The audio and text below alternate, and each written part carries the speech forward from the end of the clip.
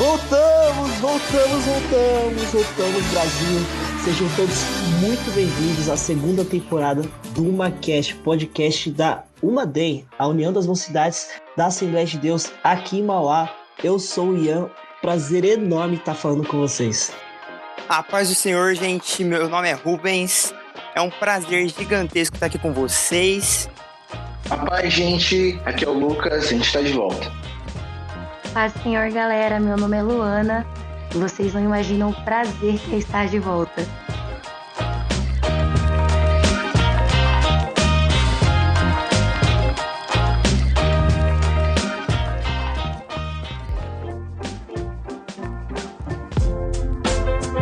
Sejam todos muito bem-vindos ao 7º episódio e o primeiro episódio da segunda temporada do UmaCast. Prazer enorme estar aqui com vocês e com essa equipe maravilhosa. Estou aqui com o Rubens. Falou, oi, Rubens.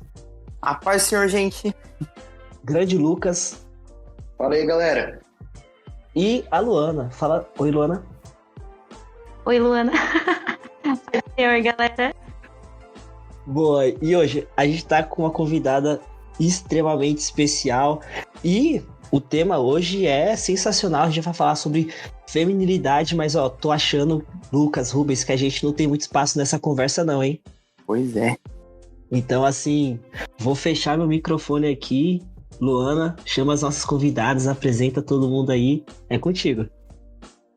Pois é, meninos, já ia pedir uma licença mesmo, porque hoje quem comanda são elas. Meninas, sintam-se à vontade. Oi, UmaDem, aqui é a Bia, da Congregação do Jardim Feia. É um prazer muito grande estar com vocês. Fala pessoal, é a Mara aqui do América 1 e é um prazer estar aqui com vocês hoje. Obrigada pelo convite. Estou aqui, pessoal, com duas convidadas maravilhosíssimas, são integrantes da UmaDem, mas também estou com uma convidada muito mais especial, que é a nossa tão querida, tão amada Francine Walsh. Que prazer, Fran! Prazer é meu, gente. Obrigada por me receberem.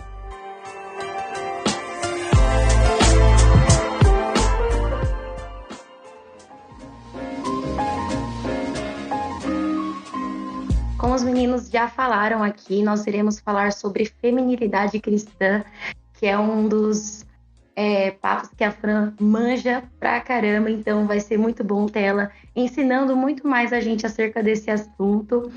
E vai ser lindo demais. Meninas, podem começar. Fran, vou começar aqui então, tá? Primeiramente, eu queria dizer de novo que eu admiro muito seu trabalho. Pessoal, a Fran tá lançando um livro aí esse mês, né? Ele vai ser lançado por público, né? Fora do review agora em abril, certo, Fran? Eu acho que sim, espero que sim. É a minha expectativa. Tudo certo aí. Fran, então, você pode contar um pouquinho, assim, resumidamente, sobre quem é você pra gente? Conta. Meu nome é Francine Veríssimo Walsh, eu sou a presidente, né, líder do Ministério Graça em Flor. A gente está nesse ministério desde 2015 e hoje a gente conta com uma equipe de 9 voluntárias. Além disso, eu tô aí no Instagram tentando falar de Cristo e expandir o reino na medida do possível. E esse ano eu escrevi um livro, na verdade esse ano tá lançando, né? Escrevi em 2020 um livro sobre feminilidade, chamado Ela, a Imagem dele, a identidade feminina à luz do caráter de Deus, que tá saindo pela editora 371 com selo do 2E de Teologia. Então eu tô muito animada pra falar sobre esse assunto que eu não sou tão expert assim como vocês fizeram soar, mas que eu fiz bastante pesquisa nos últimos anos e é algo que eu gosto muito de conversar. Maravilha, Fran. Então, já que o tema hoje é feminilidade cristã, para você, Fran, o que é ser uma mulher segundo a Bíblia? Essa pergunta é complicada, né? Porque é bem sensível. A vontade de falar assim, então só ler livro, né? Mas, se eu tivesse que resumir, eu resumiria mais ou menos assim no título do livro mesmo, né? Que é ser a imagem de Deus. E eu acho que é importante a gente fazer a diferenciação entre homens e mulheres, mas eu acho que ultimamente o nosso debate teológico entre feminilidade e masculinidade, a gente tem focado muito nas diferenças entre homens e mulheres e não focado tanto na base, que é o fato de que nós somos iguais espiritualmente, nós fomos ambos criados à imagem de Deus.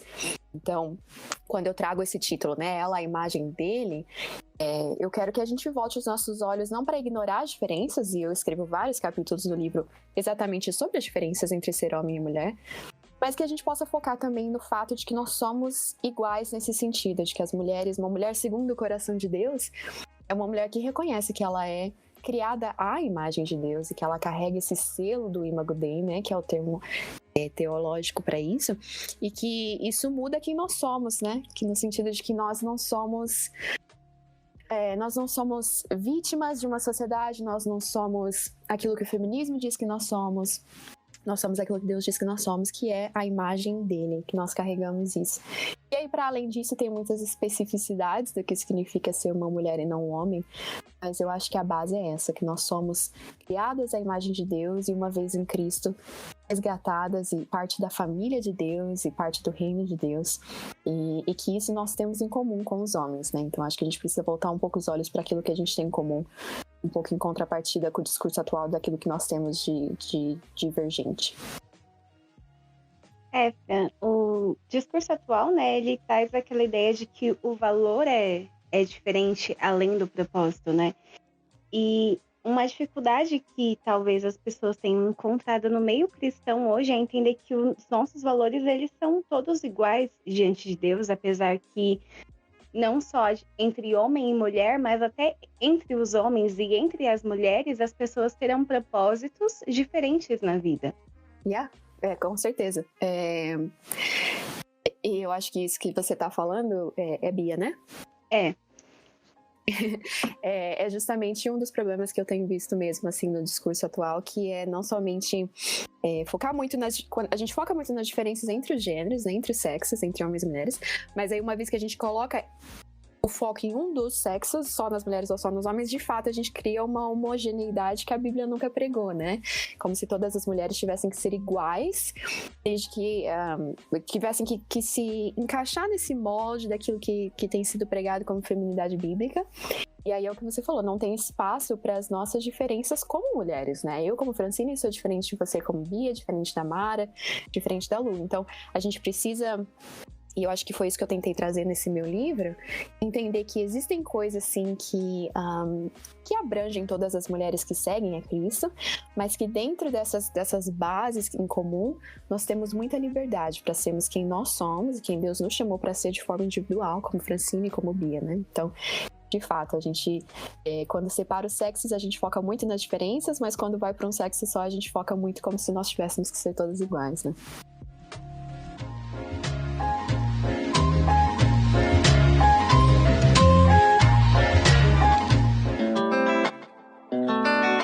Parece que essa geração tem, tentado padronizar, né? No caso, como a gente está falando de mulher, a mulher entender que antes, né, disso nós somos cristãos e que o chamado da igreja, o chamado cristão, ele é diversificado. A igreja, ela é diversificada. Então não existe um padrão perfeito do que é ser uma mulher, né? Uhum. Sim, e quem me acompanha há algum tempo sabe o quanto eu gosto de uma teóloga americana chamada Elizabeth Elliot, e ela tem uma frase que é uma das mais famosas dela.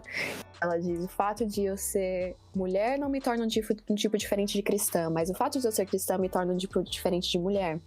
E eu acho que a gente foca muito na segunda parte dessa frase, né? O fato de eu ser cristã me torna um tipo diferente de mulher, e a gente quer focar no que significa ser uma mulher cristã e como isso muda o fato de nós sermos diferentes do mundo.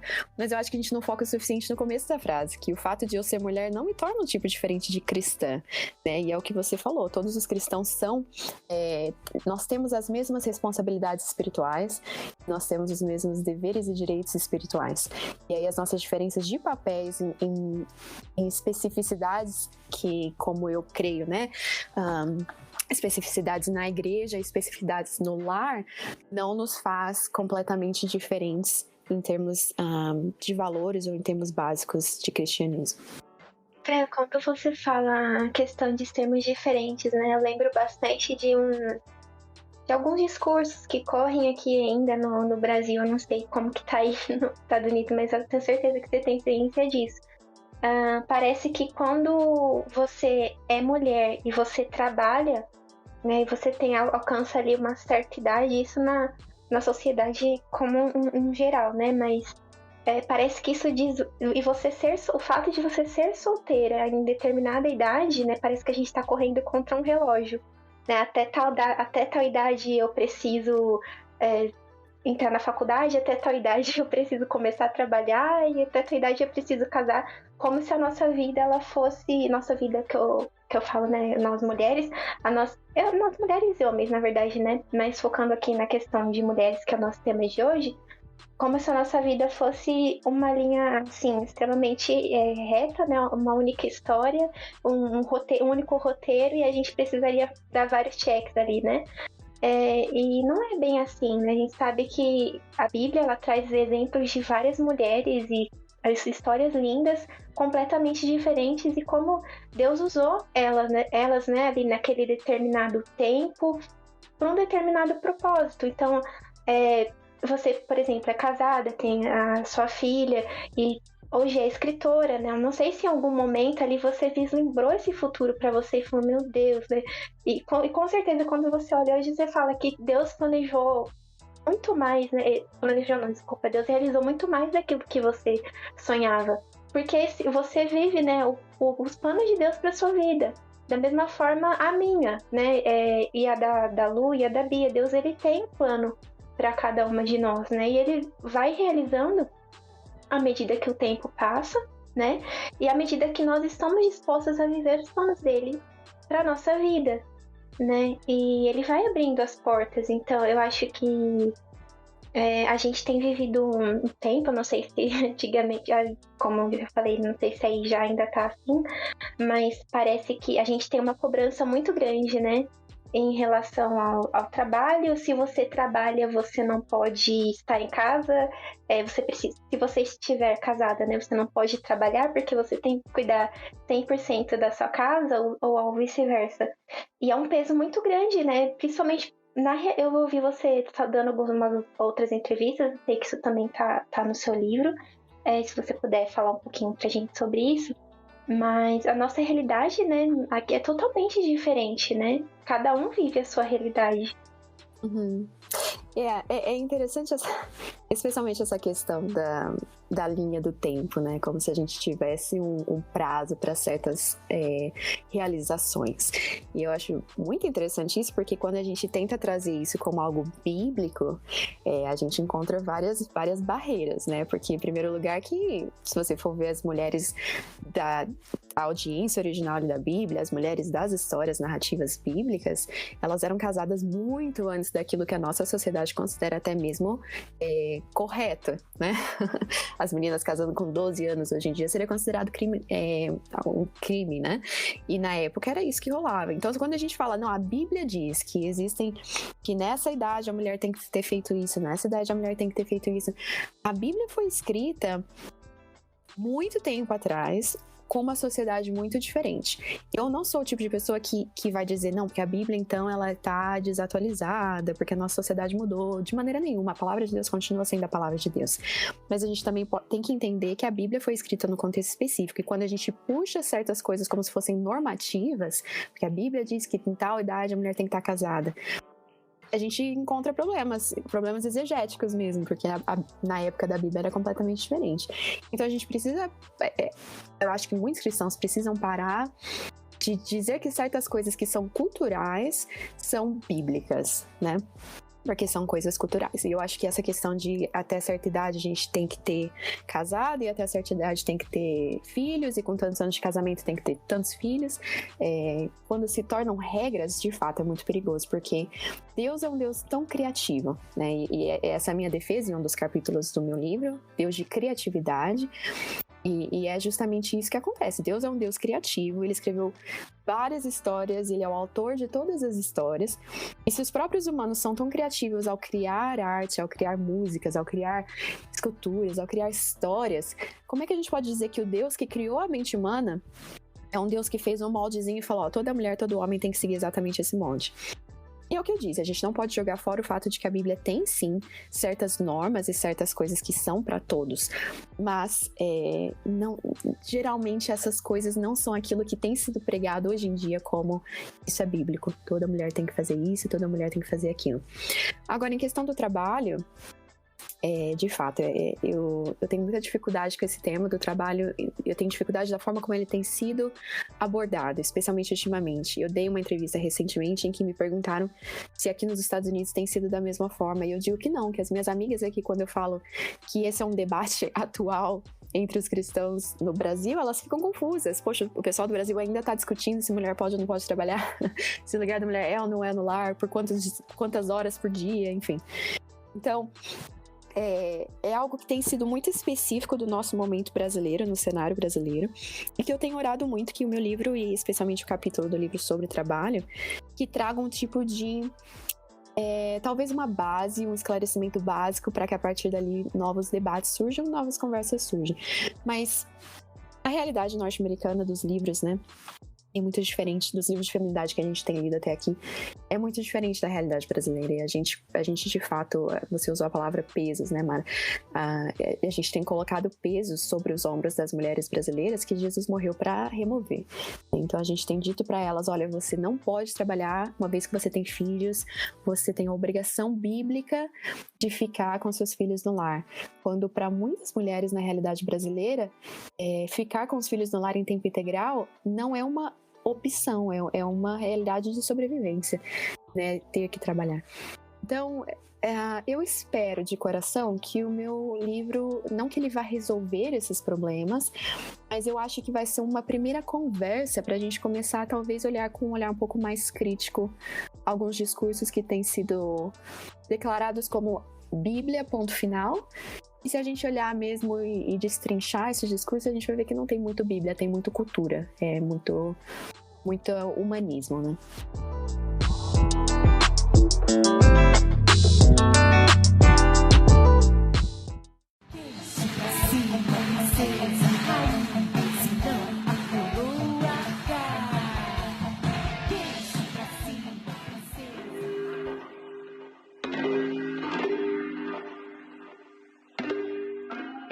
Entrando nessa questão do Deus criativo e no padrão que é Cristo, eu queria saber qual é a opinião de vocês acerca dessa dança que a galera às vezes faz entre os extremos, que é o feminismo exagerado, o extremo assim, e a feminilidade açucarada.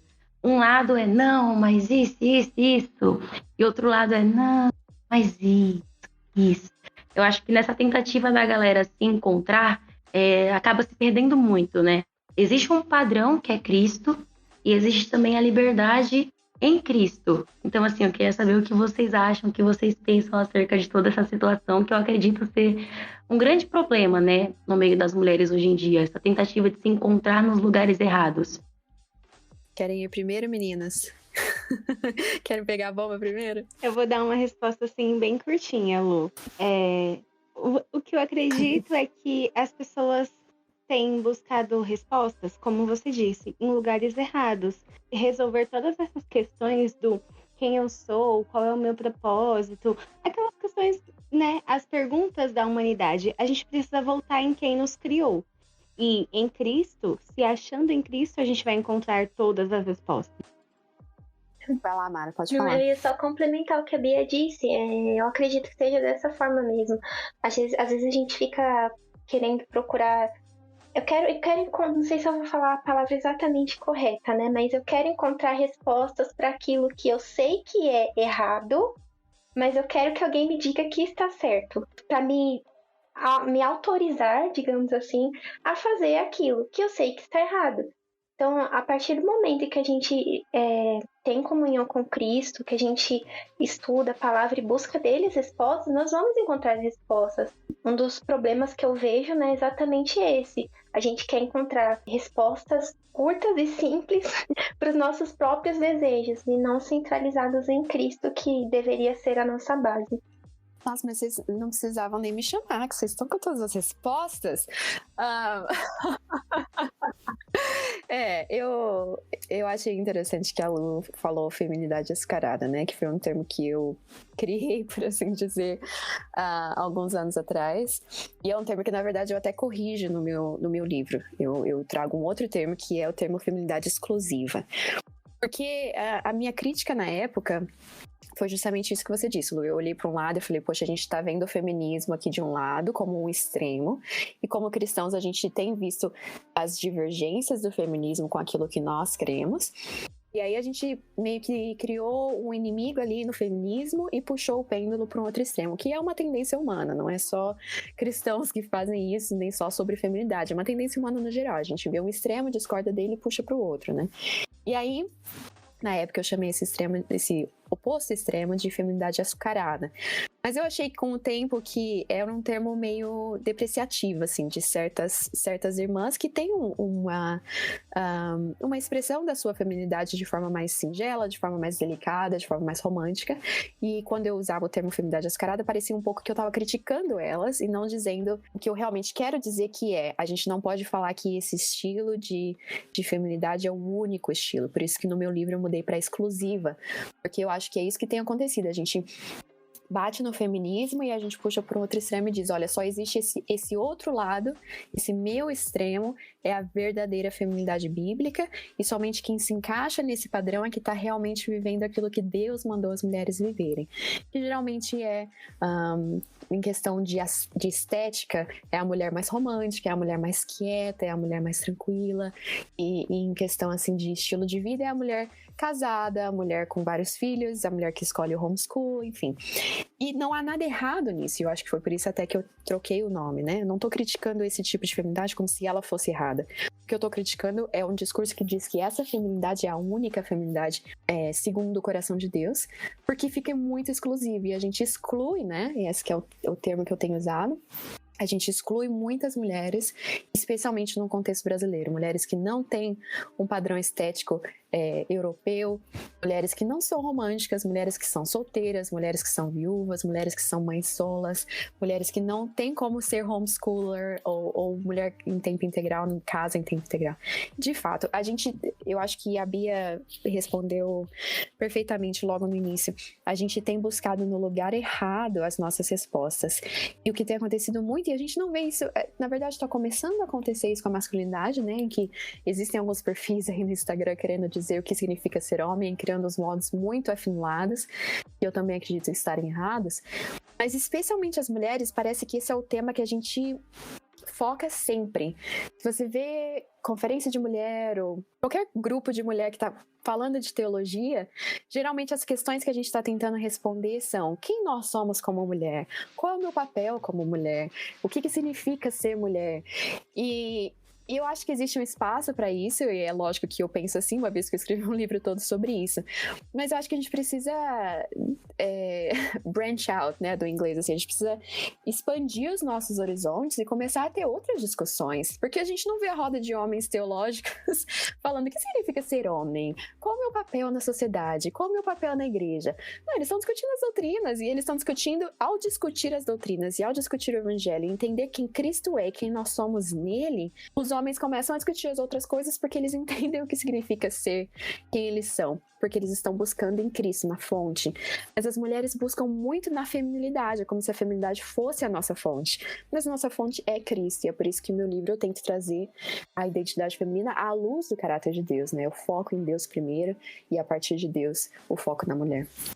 A gente estava até comentando antes aqui de entrar, Fran, sobre todo o trabalho feito para a mulher ser com o tema A Mulher Virtuosa, né? Uma realidade que a gente meio que vive assim aqui no Brasil. E todos os temas são sobre isso, como você disse, e as mulheres não discutem sobre outras coisas.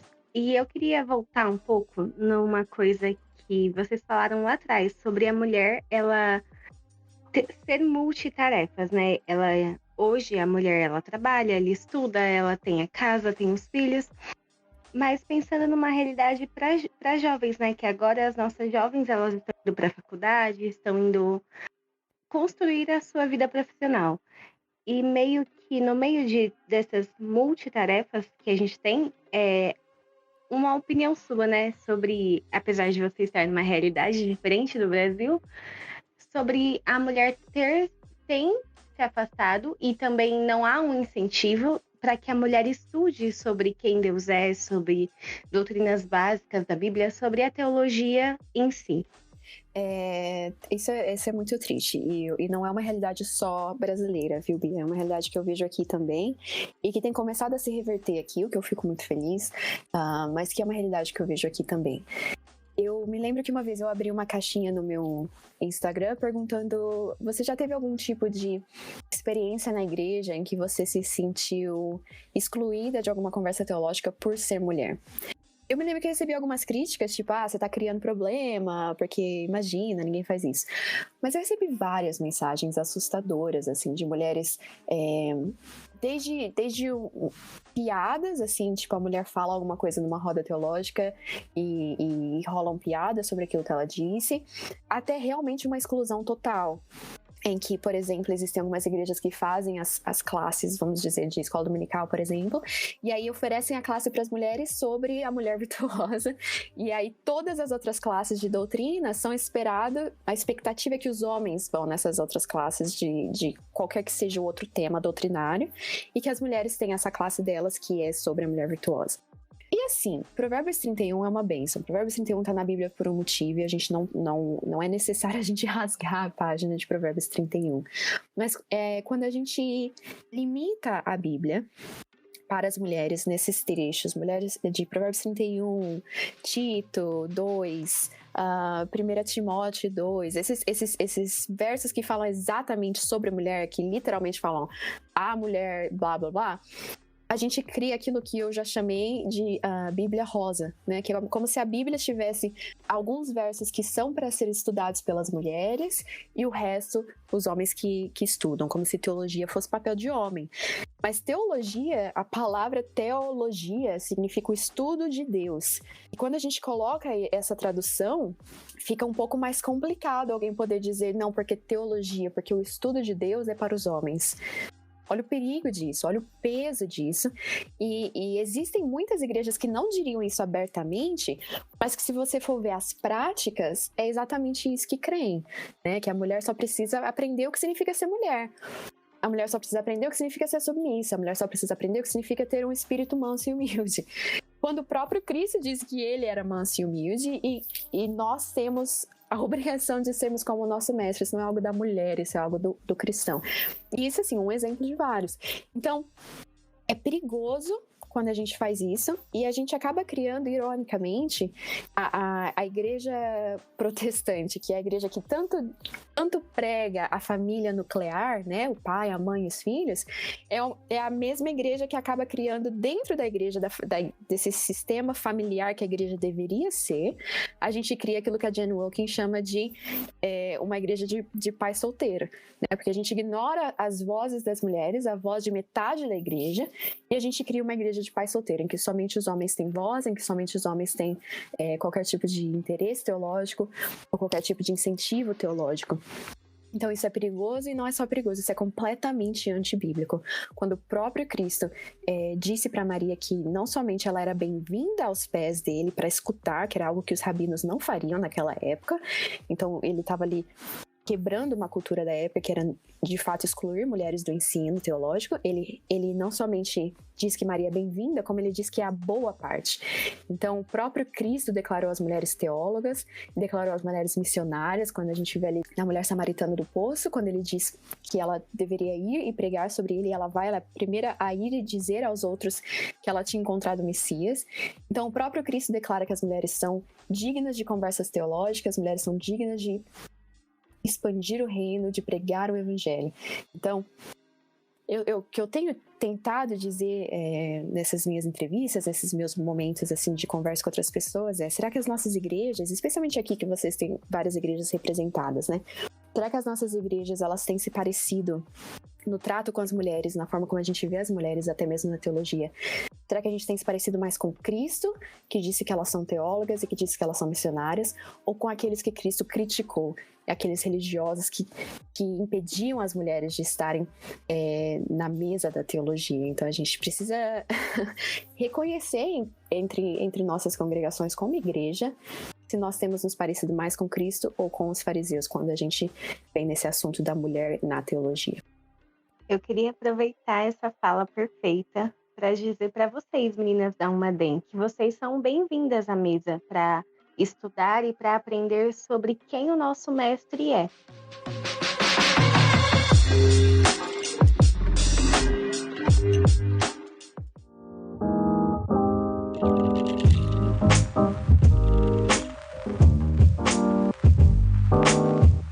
Eu queria voltar um pouquinho só para falar uma coisa que você estava falando de trabalho, e aí eu estava lembrando aqui um cenário que eu observei.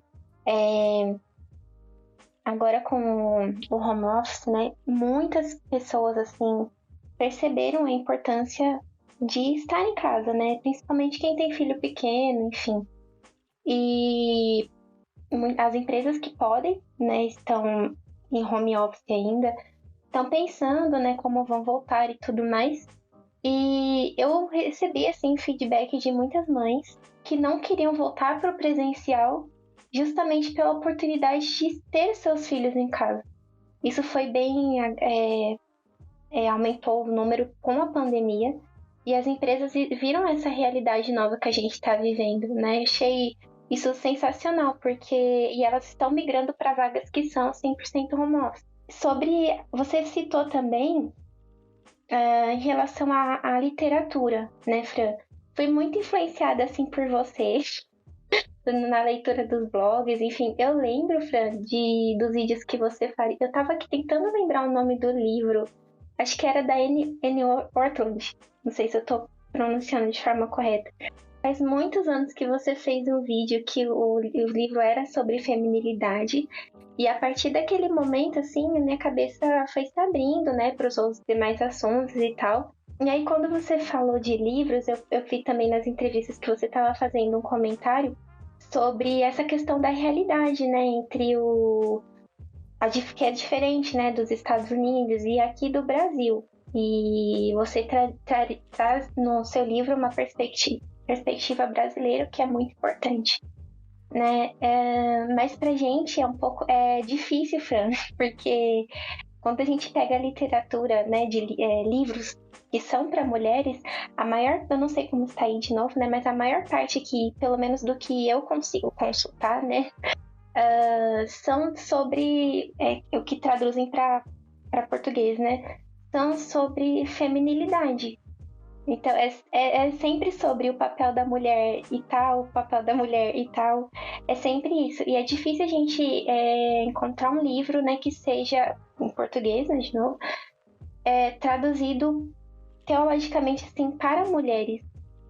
É uma dificuldade que a gente tem aqui, pelo menos até onde eu consigo consultar.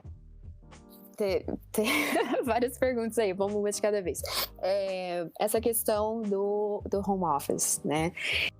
A minha defesa no meu livro é que eu acredito que, havendo a opção, a mulher com criança pequena deveria optar por ficar no lar. Então eu não vou ser hipócrita de dizer que eu acho que a mulher deve sempre escolher aquilo que ela acha que é melhor. Então eu penso assim, se você tem filhos pequenos, se você tem a opção de não trabalhar das 7 às 7, eu te diria para não o fazer, porque eu acredito que a criança precisa dos pais. Em uma sociedade como a nossa, pós-revolução industrial, em que existe a separação entre casa, e lar, e indústria e trabalho, eu acho que pelo menos um dos pais deveriam estar com essas crianças, então no caso as mães.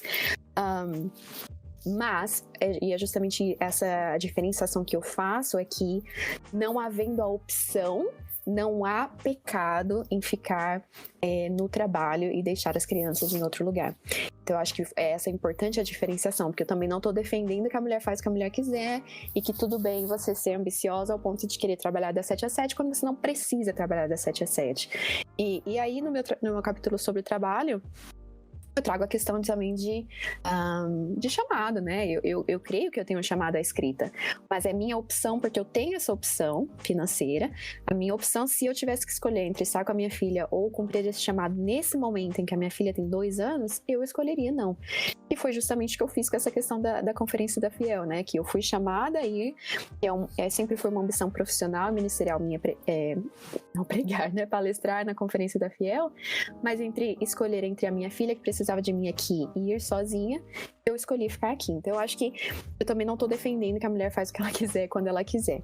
E aí essa questão de home office, eu não sei, o meu home office é bem limitado, assim, é o tempo que ela dorme, né? Então eu acho que é positivo, assim, que as empresas, por causa da pandemia, perceberam que existe a possibilidade, mas infelizmente até mesmo no home office existe essa dificuldade, né, de trabalhar. É muito utópico achar que a gente consegue trabalhar bem com criança correndo pela casa e fazendo vários pedidos, enfim. Eu acho que esse tema do trabalho é um assunto tão cheio de nuance que eu com certeza poderia ter escrito um livro só sobre isso. Tem muita nuance, cada situação é muito específica, cada realidade de cada mulher, de cada país, de cada igreja, enfim, é muito específico. Mas o meu desejo é que esse capítulo traga um escopo geral, por assim dizer. Agora, quanto ao que você falou no final, de fato, né, eu inclusive, é irônico, porque eu sempre disse que eu não gosto de falar sobre feminilidade, e eu sempre, até de forma meio orgulhosa, me achava acima, assim, né, do tema da feminilidade, porque eu realmente via esse extremo, né, a mulher teóloga, a expectativa é que a mulher teóloga vai falar sobre feminilidade. Então, por exemplo, eu fiz um vídeo no canal do Dois Dedos, e aí surgiram os comentários: Iago, contrata a Francine para trazer os assuntos femininos. Você não vê um comentário falando: Iago, traz a Francine para falar de teologia, no geral, porque não existe essa expectativa. E eu não tô, assim, criticando quem faz esse comentário, é uma expectativa geral. A gente pensa, se a mulher é teóloga, ela é teóloga para falar de feminilidade, e essa é a especialização. Então é irônico que meu primeiro livro seja sobre feminilidade, quando eu sempre tentei fugir desse rótulo, por assim dizer. Mas eu gostaria, sim, de ver. Eu acho que agora as editoras brasileiras estão acreditando mais nos autores brasileiros. A gente tem visto até mesmo em questão de homens, mais autores brasileiros sendo publicados e menos teologia importada. E eu acho isso super positivo, porque a teologia ela precisa ser prática, e para ser prática de verdade, ela precisa ser escrita dos locais para os locais, né? Então, dos brasileiros para os brasileiros. Então, eu fico muito feliz de ver isso. E nisso também a gente vê algumas teólogas brasileiras se levantando e as editoras acreditando nelas. Então, esse meu primeiro livro foi sobre feminilidade, mas esse meu próximo livro, que eu já assinei com a Pilgrim, vai ser sobre um tema teológico que não tem nada a ver sobre feminilidade, não é só para mulher, não é uma perspectiva de uma mulher para mulher, é uma perspectiva de uma cristã para cristãos. Então, eu acho que a gente está crescendo um pouco devagarzinho nisso como país. A gente está abrindo as portas para as mulheres teólogas não falarem só sobre feminilidade, isso me deixa muito feliz. Mas você tem razão, viu, Mara? Até os livros daqui, a gente vê essa tendência, mas eu tenho visto também uma quebra disso aqui. A Jen Wilke tem escrito sobre temas que vão para além da feminilidade. Eu vejo a Jackie Hopper escrevendo sobre temas além da feminilidade, e é por isso que me irrita muito quando os livros da Jen Wilke, aquele o In His Image e o Renovadas e o outro, que eu já esqueci, Incomparável, me irritava muito que ambos esses livros aqui no original mesmo, a capa tem flor, e é rosa e roxo, e eu fico, gente, mas o livro não tem nada a ver ser só pra mulher, é um livro cristão. Então, assim, devagarzinho, eu acho que a gente tem aprendido que teólogas têm mais a dizer e ensinar do que apenas feminilidade bíblica. E é irônico que eu diga isso, sendo alguém que tem escrito sobre isso. Mas eu fico aqui na expectativa de ver, não somente eu, mas muitas outras mulheres que Deus tem levantado para falar sobre outros temas e trazer essa voz feminina à mesa da teologia, né? Vi de Norma Braga, que tá aí falando sobre teologia muito além de feminidade bíblica há tantos anos, né? Então acho que a gente tem dado passos pequenos, mas passos importantes rumo a abrir as portas da teologia para as mulheres.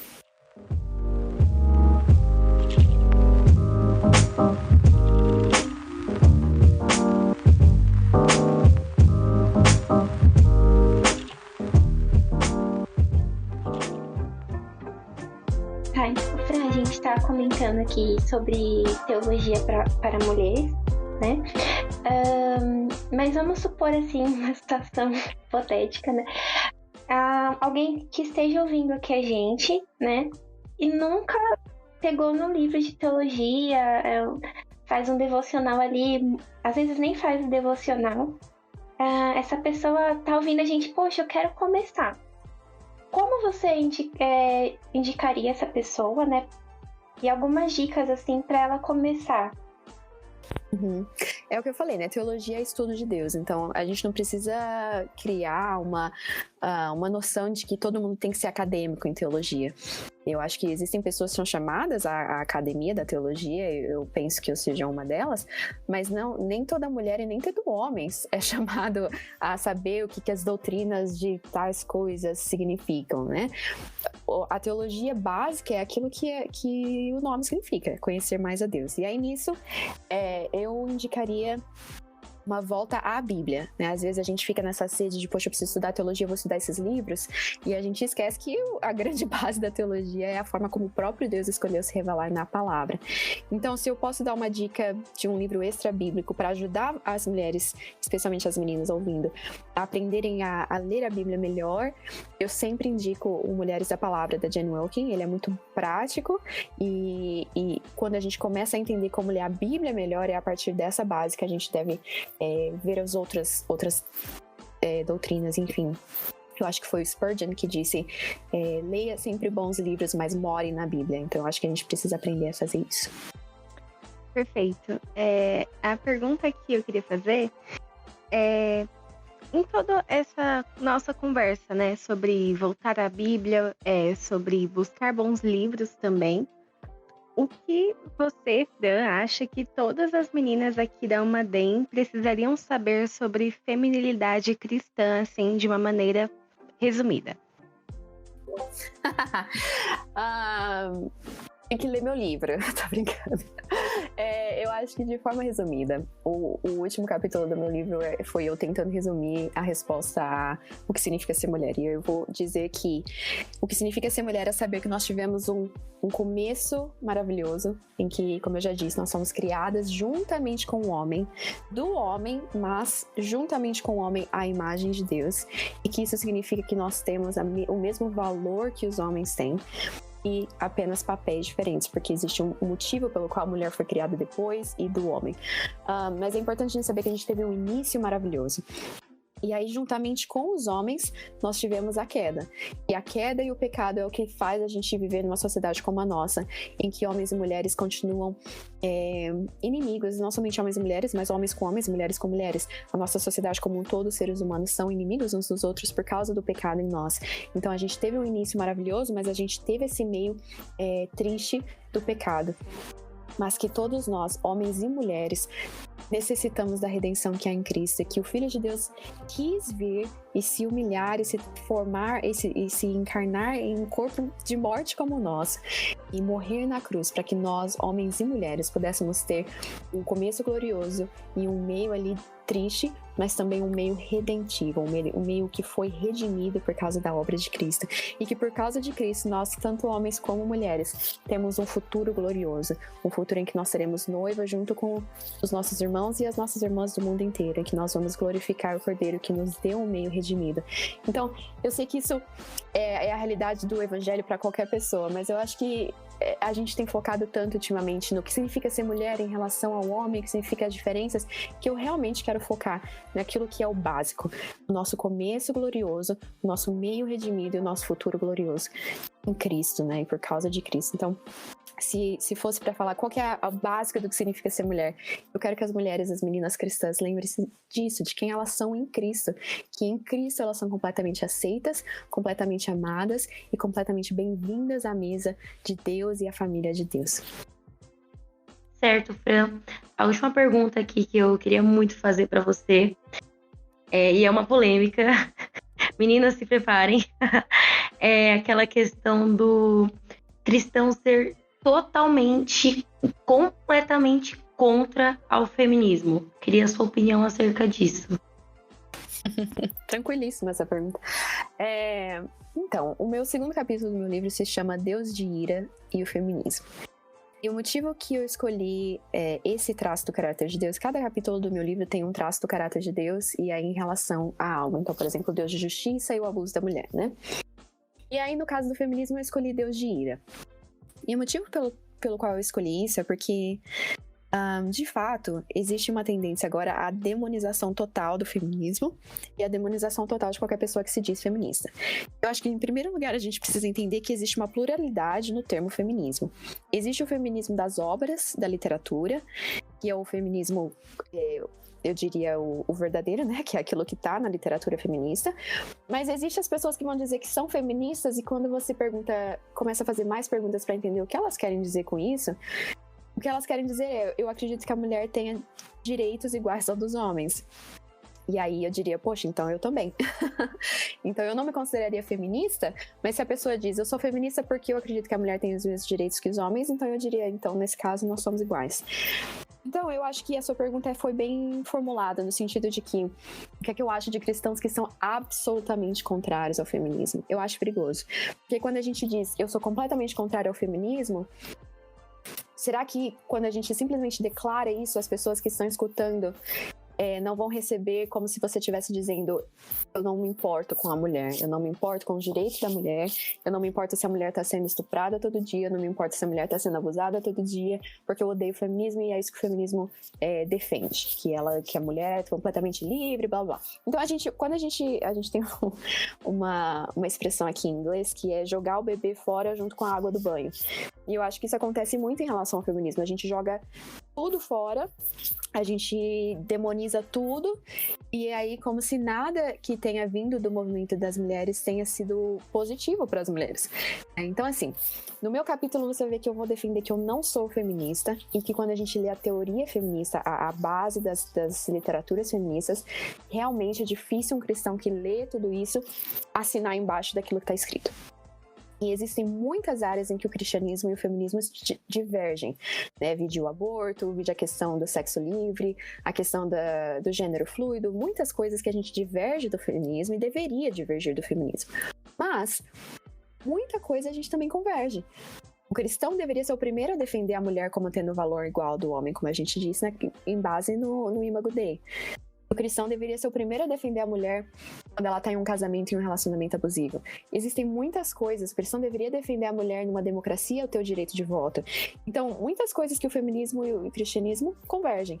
Mas, para mim, Francine, não são suficientes para que a gente diga, realmente, então o cristão feminista é ok.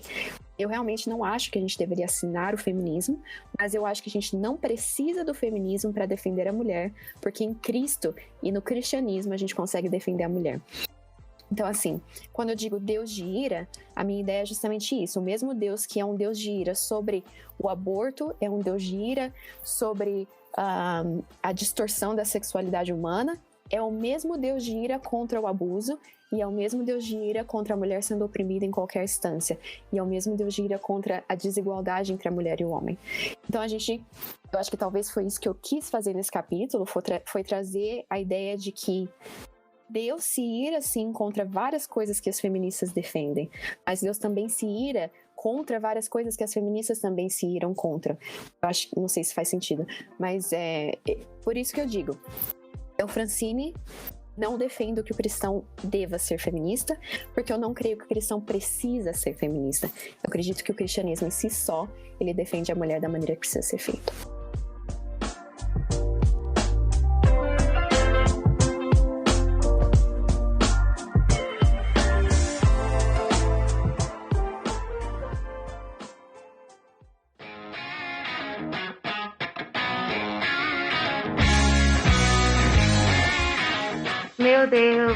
Deus, é sobre isso, completamente sobre isso.